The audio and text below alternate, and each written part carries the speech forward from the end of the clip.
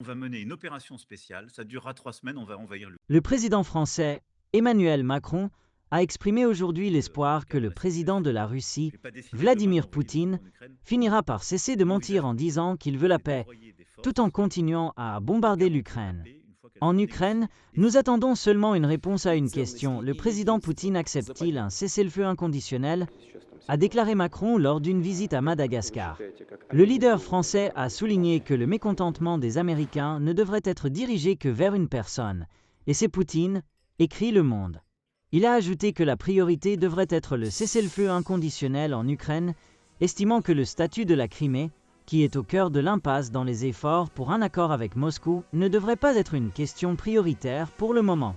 Le président américain Donald Trump avait déclaré plus tôt que la Crimée est déjà un territoire perdu pour Kiev, puisque la péninsule de la mer Noire a été annexée par la Russie.